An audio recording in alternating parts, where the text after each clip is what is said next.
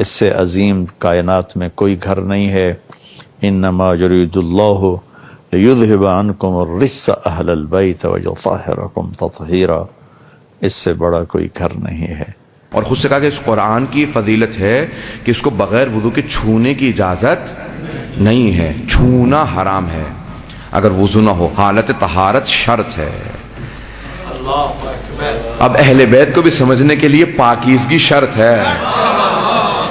پتہ نہیں بات واضح ہو رہی ہے یا نہیں ہو رہی؟ اہل بیت کو بھی سمجھنے کے لیے پاکیزگی شرط ہے. قرآن کو چھونے کے لیے وضو شرط ہے. جسم پاک ہو. اہل بیت کو سمجھنے کے لیے دل کی پاکیزگی. جب تک دل پاک نہ ہو تو اہل بیت اس دل میں نہیں سماتے، کیونکہ اہل بیت پاک ہیں. وہ اس پاک دل میں آئیں گے. جتنی پاکیزگی زیادہ ہوگی اتنا ہی اہل بیت کا مقام زیادہ سمجھ میں آئے. وہ کہتے ہیں آیت تطہیر کیا ہے؟ انما یرید اللہ لیذہب عنکم الرجس اہل البیت ویطہرکم تطہیرا.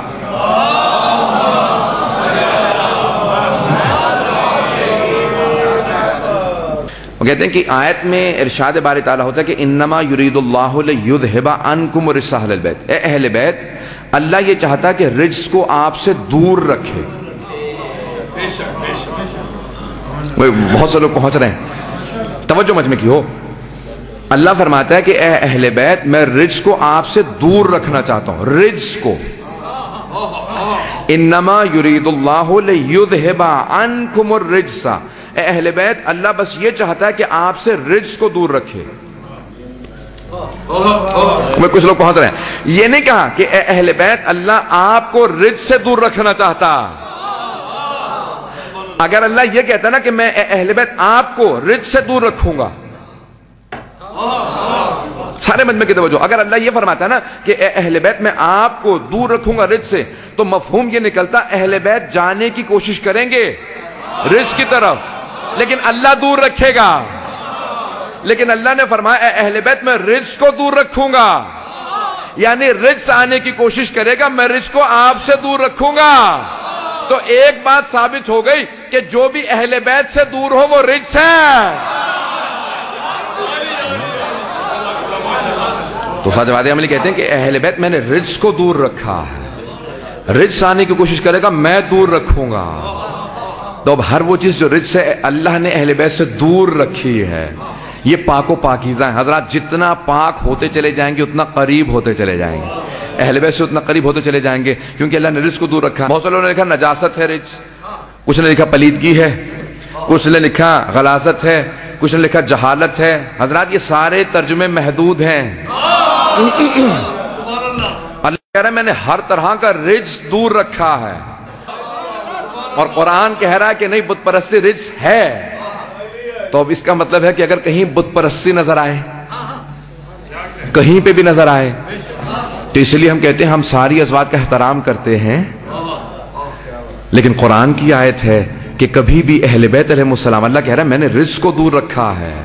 تو اگر کہیں پہ بت پرستی نظر آ جائے، پیشانی جھکتی نظر آ جائے، تو سمجھ لو اہل بیت میں نہیں ہے، ازواج میں ہو سکتی ہیں اہل بیت. قرآن کی آیت ہے، میں نے قرآن سے دلیل پیش کی ہے. حضرات ساری بحثیں ختم ہو جاتی ہیں کہ مؤنث کے صیغے ہیں، مذکر، ساری بحثیں ختم ہو جاتی ہیں اگر آپ رجس کو سمجھ لیں. اور جب قرآن کی آیتیں نازل ہوئی نا، یہی آیت تطہیر نازل ہوئی، تو پیغمبر نے تعارف کروایا. مجمع کی توجہ ہو میرے ساتھ. پیغمبر نے تعارف کروایا اور سب نے لکھا. آپ پاکستان میں تو عام طور سے نعت سننے میں آتی ہے، اے کالی کملی والے اس پہ لاکھوں سلام. یہ کالے رنگ سے کوئی بے وجہ کا کچڑ رکھنے کی ضرورت ہی نہیں ہے. پیغمبر صاحب ہمیشہ کالی ابا لیا کرتے تھے، اس لیے ہمارے ہاں 3 بلکہ 4 چیزیں ایام ازا نہ بھی ہوں تب بھی مکروہ نہیں ہے. ایام ازا کے اندر تو اپنی جگہ پہ ثواب ہے کالے رنگ کا، لیکن اس کے علاوہ ہمارے ہاں مکروہ ہے. لیکن 4 چیزیں کالی پورے سال پہنتے رہیے مکروہ نہیں ہے. ایک امامہ، کالی ابا، کیونکہ پیغمبر ہمیشہ کالی ابا لیا کرتے تھے. یہ کالی کملی والے وہیں سے آئے نا. اور کالے موزے اور کالا رومال، یہ 4 چیزیں. اس کے علاوہ جوتے اور سب چیزیں مکروہ. بہرحال مجھے اس کی تفصیلات میں نہیں. صرف ایام ازا غم کی علامت ہے. ہمارے اہل بیت علیہ السلام نے، ہمارے جو ائمہ اہل بیت ہیں، انہوں نے کہا غم کی علامت ہے، سیاہ رنگ، اس لیے ہم کالے کپڑے پہنتے ہیں محرم میں، سفر میں. یہ ائمہ علیہ السلام کی شہادات پہ. حضرات توجہ کیجیے گا. حضرت پیغمبر نے کالی رنگ کی ابا اڑھائی کالے رنگ کی کسا اڑائے گا، اللہم انا ہؤلاء اہل بیتی، پروردگارہ یہ ہیں میرے اہل بیت، یہی ہے میرے خاص، یہی ہے میرے عام، یہ ہے میرے اہل بیت۔ میں نے بہت سوچا یا رسول خدا، یہ آپ نے کالے رنگ کی ابا کیوں اڑھائی؟ کسی اور رنگ کی ابا اڑھا دیتے؟ کہا نہیں، یہ روش میں نے اللہ سے لی ہے، اللہ نے خانہ کعبہ پہ کالے رنگ کا غلاف اڑھایا، بے توجہ مت میں کی، کالے رنگ کا غلاف اڑھایا، اللہ نے کہا یہ ہے میرا بیت۔ توجہ ہو، ساری مسجد الحرام اللہ کا حرم ہے، لفظ حرم کو ذہن میں رکھیے گا، ساری مسجد الحرام حرم ہے، اللہ نے کہا یہ ہے میرا بیت، کالا غلاف اڑھا کے کہا یہ ہے میرا بیت، رسول خدا نے کہا یہ ہے حرم، یہ ہے اہل بیت،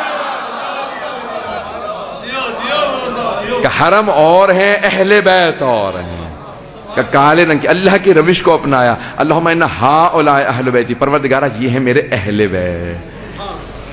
اور جب تعارف کروا دیا تو جناب جبرائیل نے سوال کیا، ملائکہ نے سوال کیا، یا رب من ہم، پروردگارہ کون ہے یہ؟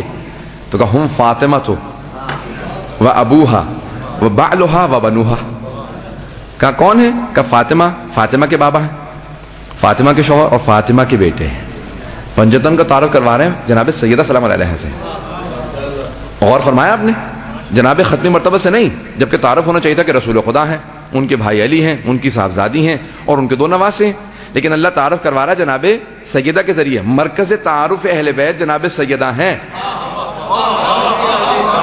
اہل بیت کے تعارف کا مرکز جناب سیدہ ہیں۔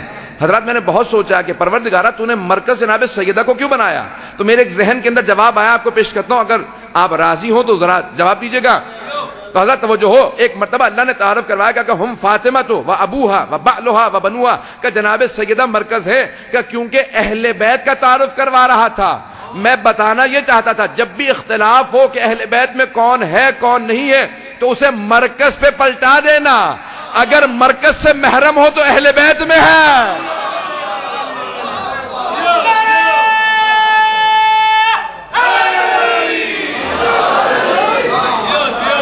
اگر مرکز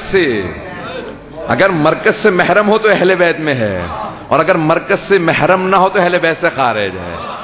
پیغمبر اسلام سے، امیر المؤمنین سے، امام حسن حسین سے بہت سے رشتے جوڑ لیں گے، کہیں گے ہم بھی اہل بیت میں ہیں، کہ نہیں، لیکن مرکز جناب سیدہ کو قرار دیا ہے، اہل بیت رحمہ السلام کے تعارف کا مرکز جناب سیدہ۔